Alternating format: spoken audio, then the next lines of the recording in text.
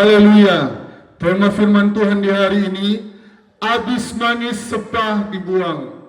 Saudara yang Tuhan Yesus kasihi, kita melihat dalam Lukas pasal 17 ayat 15 sampai 16. Ke-10 orang kusta. Seorang dari mereka ketika melihat bahwa ia telah sembuh, kembali sambil memuliakan Allah dengan suara yang nyaring. Dengan suara yang nyaring.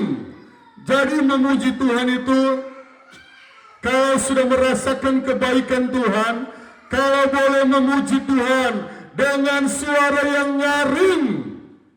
Jangan gepe-gepe, jangan tahan-tahan ini mulut. Suara yang nyaring. Saudara, kenapa Tuhan Yesus malas memberkati orang Kristen? Karena orang Kristen banyak yang habis manis sepah dibuang. Setelah dia sembuh, kelihatan di gereja. Setelah Tuhan sudah tolong usahanya, jarang kelihatan di gereja. Inilah orang Kristen yang habis manis sepah dibuang. Kenapa agama lain yang banyak diberkati? Karena mereka tahu mengucap syukur. Karena mereka tahu berterima kasih. Nah, saudara yang Tuhan Yesus kasihi, di akhir zaman ini Tuhan mau mencari orang-orang percaya, orang-orang yang di luar Kristen sekalipun. Ketika dia sembuh, dia semakin setia. Ketika usahanya maju, dia tambah setia. Bahkan usaha yang mundur sekalipun setia dengan Tuhan. Oh, itu lebih hebat lagi. Usahanya mundur, usahanya mulai bangkrut, dia tambah setia dengan Tuhan. Orang ini yang kita baca ayat yang ke-16, lalu tersungkur di depan kaki Yesus dan mengucap syukur kepada Yesus. Orang itu adalah orang Samaria, bukan orang Yahudi. Karena mereka, di antara mereka ada 9 orang justru orang Yahudi. Hanya satu orang Samaria. Orang Samaria inilah yang firman Tuhan berkata, yang terdahulu akan terkebelakang, yang terkebelakang akan terdepan. Saudara, di jemaat kami ada Bapak Arif Febrianto. Dulu dia terkebelakang, dia tidak percaya Yesus, dia dari agama seberang. Sekarang dia sudah terdepan. Saudara, saya katakan salah satu penyebab besar Tuhan Yesus tidak mau memberkati orang Kristen karena habis manis sepah dibuang. Nanti dia perlu mau cari motor, nanti dia perlu mau minta mobil ke Tuhan. Oh, hari-hari, Tuhan saya mau ke gereja, Tuhan saya mau ibadah. Tetapi setelah mobilnya Tuhan jawab, motor barunya Tuhan jawab, dia mulai mundur pelan-pelan. Dia backing tidak kentara. Saya harus mundur pelan-pelan supaya gembala saya tidak melihat, tidak kentara. Di hadapan manusia, lu boleh bersandiwara. Lu boleh bersandiwara kepada Tuhan. Tetapi di hadapan Tuhan, mata Tuhan ada di segala tempat. Mata Tuhan tahu dari kedalaman hatimu. Kalau kamu mau bersandiwara seperti itu, motor yang baru kamu dapat, mobil yang baru kamu dapat, Tuhan bilang, oh, kamu pikir kamu lebih hebat dari saya pencipta alam semesta. Nanti saya kasih 1 tahun mobil barumu, kau pakai reyen-reyen, lewat 1 tahun saya ambil kembali. Lu rasa itu kenapa? Orang Kristen habis manis sepah dibuang, itu paling banyak di akhir zaman ini. Ketika dia perlu Tuhan, hari-hari rasanya dia mau ke gereja. Tetapi ketika dia sudah tidak perlu Tuhan, doanya sudah dijawab, pergumulannya sudah dijawab, dia mau menjauh dari Tuhan. Tuhan mau kita sebagai orang Kristen. Dan saya bersyukur jemaat Pondok Daud di penghujung 2024 ini, sebelum ibadah dimulai, jemaat sudah datang beribadah, jemaat sudah siap, jemaat sudah standby, mereka sudah siap untuk memuliakan Tuhan.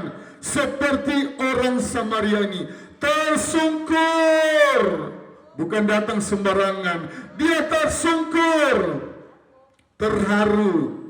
Sebenarnya Tuhan Yesus terbilang sakit hati. 90% hilang, 90% tidak balik, hanya 10%, hanya satu orang saja, dan dia bukan orang Yahudi. Pada zaman itu hanya orang Yahudi yang berhak menerima keselamatan, hanya orang Yahudi yang dipercayakan keselamatan. Tetapi orang Samaria ini hatinya terbuka untuk Tuhan. Dia peka, dia tahu bahwa saya sakit kusta, saya diasingkan. Saudara, penyakit kusta adalah penyakit yang boleh dibilang penyakit yang seperti kutuk. Ditempatkan di tempat sendiri, ditaruh di tempat yang sunyi-sunyi, tidak boleh bergaul dengan banyak orang, tidak boleh bergaul dengan masyarakat, jijik mau lihat. Sehingga satu orang kusta ini dia mengerti, dia menyadari, Tuhan, kalau bukan Tuhan saya tidak sembuh, kalau bukan Tuhan saya tidak jadi polisi, kalau bukan Tuhan saya tidak kerja di bank, kalau bukan Tuhan saya tidak jadi PNS, kalau bukan Tuhan saya tidak jadi guru, kalau bukan Tuhan saya tidak usaha seperti ini lancar. Orang lain dong punya toples lama di kios baru habis, saya punya toples cuma beberapa hari so habis di kios. Ini semua karena Tuhan. Orang Samaria ini dia jarang sekali dengar firman, dia jarang sekali dengar Injil, tapi sekali dia disembuhkan, langsung dia tersungkur di kaki Yesus. Saudara yang tahu berterima kasih, pasti Tuhan akan angkat hidupmu.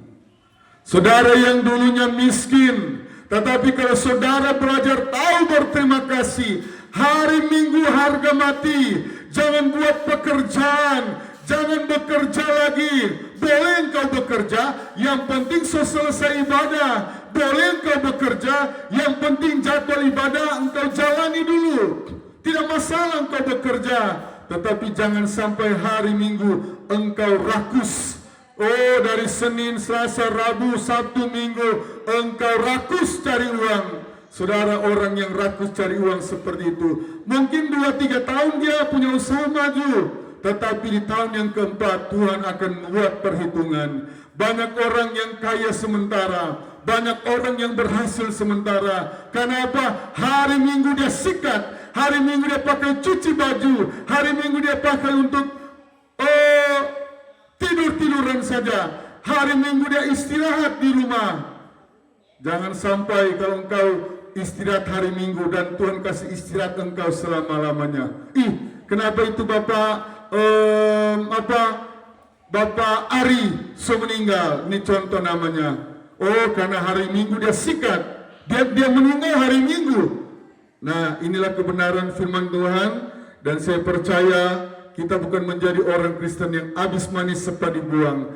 Habis dia pemanis, torang buang tu Tuhan. Torang tidak menganggap Tuhan itu sebagai penolong. Mari kita harus tahu berterima kasih, tahu mengucap syukur. Nafas yang kita hirup, tidak semua orang sampai hari ini tanggal 17 masih bernafas.